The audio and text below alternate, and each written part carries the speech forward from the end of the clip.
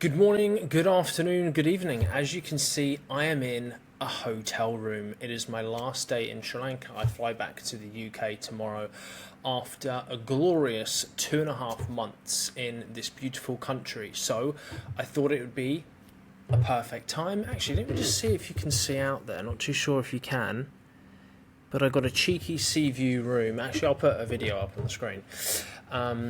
But yeah, so I essentially thought of the pros and cons. This is my personal experience. Everyone's experience is different. So I have 4 things I loved about Sri Lanka and 4 slightly negative things to think about in the future. Now, my position is a digital nomad. So as I was here for 2.5 months, I'm working remotely online. The experience, if you come on, say, a 2-week holiday, could be completely different, right? The negatives might not, actually, some of them don't apply to a holiday. But as I was here for 2.5 months, these were just a few of the things that I struggled with. But let's start on a positive note. First of all, beauty. Absolutely stunning country, and I knew this before I came here, looking online, looking at YouTube videos, etc. It's got a uniqueness about it. It's still quite, I say, like a raw country. You know, if you go to other Southeast Asian countries which are heavily tourist and overrun by tourists, you know, you kind of lose a little bit about that rawness. So Sri Lanka still feels very raw. And so where I went, I was on the south coast for the whole time. I went to Hiriketiya for the first couple of weeks. Then I went to Weligama, checked out Marissa, of course. Was in Weligama for 3 weeks, and then went to Ahangama, which is just 10 minutes up the road. But you have Midigama there as well. Was there for a month. Checked out Uluwatu as well. So you have around 5 or 6 really beautiful, probably more, places on the south coast of Sri Lanka. Beautiful beaches, and if you love surfing, it's arguably the best place in the world to surf because it has 10-15 different surf spots, all ranging for beginners, intermediates and advanced. I didn't venture inland to Ella and Kandy, which I wouldn't say I regret, but I definitely wish I would have gone there. But as I'm just working online and growing a business, I didn't really kind of factor that in. But I think I'll be back to Sri Lanka. But I of course met a lot of people that had travelled inland to Ella and Kandy, and looking at their photos and videos, it looks absolutely stunning. Beautiful mountains, hikes, and it arguably has one of the best train journeys in the world, Ella to Kandy or vice versa. So that was number 1, beautiful country. Second, the people. I have met some amazing people across my travels in Southeast Asia. But coming to, and I know that Sri Lanka is in South Asia, coming to Sri Lanka, the people have just been next level friendliness and their hospitality. And I think a big part of it as well, which really helps, is that they speak really good English. Most of them do anyway, so it's easier to connect with them, right? It's easier to have conversations, learn a bit more about their culture, their traditions, and they're genuinely interested in what you have to say about your culture as well. Luckily, being English, every time I say I'm English, they say, you know, what a great cricket team. So that's always a good little icebreaker there. But yeah, second was definitely the people, just super friendly. The accommodation owners that I was with, you know, just their hospitality, just unbelievable, and just made my stays, you know, super relaxing and super welcoming.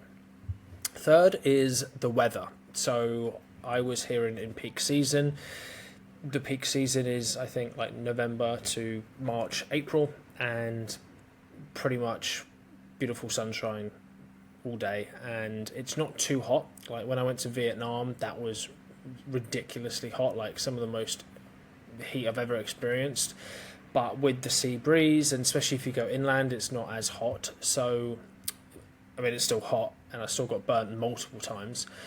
But the you know, it's not like overbearing with that sea breeze. So the weather was really good.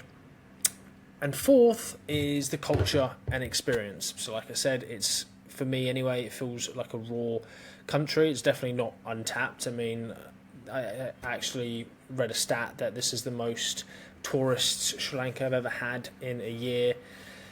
or in the last 12 months, it's becoming super popular. And I was actually surprised at how busy it was, how many tourists there are here.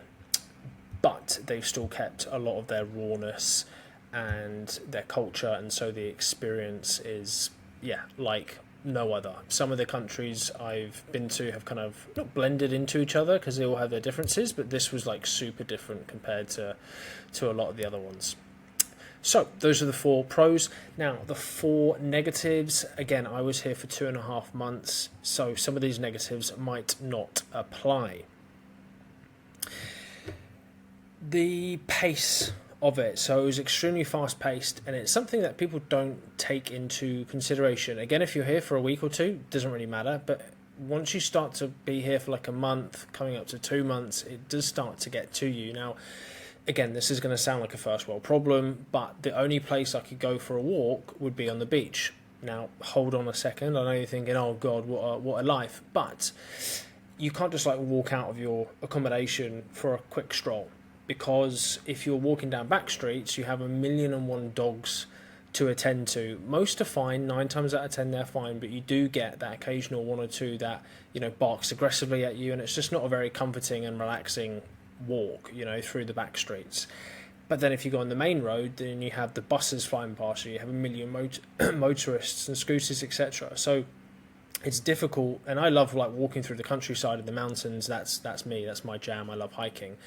So to be able to only, have to drive and then walk along the beach, again, sounds like a first world problem, but when you're here for 2.5 months, it does start to get a little bit frustrating. So yeah, you have, you see all these things online about you working from the beach and having your acai bowl and smoothie bowl on the beach, and it looks super relaxing, and it is on the beach, but as soon as you step off the beach, it's 100 miles an hour, so it does, it got to me anyway. It might not get to others. Like I said, this is my personal experience. Second was the poor Wi-Fi. This is pretty well known from remote workers. A lot of the cafes aren't set up for working. They're set up for holiday goers, so they don't really need good Wi-Fi. There are a couple co-working spots. They were a little bit expensive, and for me, I only require like 1 or 2 hours a day of a Zoom call with clients. The rest I can just surf on the internet, and so the poor Wi-Fi, and then again accommodation, FaceTiming family, FaceTiming friends, etc. That got a little bit tough after a while. So the Wi-Fi is definitely something to consider staying here long term. Third is, for me, the local food didn't really agree with me, because I don't really like curry. I don't like kind of like heavy food, and so there's a lot of rice, and like a chicken kotu is pretty heavy as well. So yeah, I struggled to eat a lot of the local food, which I really enjoy doing, and it's obviously the most cost effective as well when you're in these places. So I normally had to try and find Western foods, and just in general, it is hard to hit protein goals when you're here, because they're just not set up for providing the chickens and the cows and all the farming that the Western world and other countries have, right? They just don't have that here. So that was for me, it got a little bit cumbersome after a while, just how heavy kind of the food was for me. And then fourth is, if you're here long term and you don't surf on the south coast, there's not that much else to do. I mean, if you love beaches and you're fine going to the beach every day, then happy days. For me, I get a little bit bored of beaches. So luckily I surf probably once or twice a week. But yeah, if you don't surf, you might get bored, after a couple months. So that is something to consider. So I hope that was useful. Those were my 4 key takeaways on a positive and a negative. But yeah, unbelievable country. It's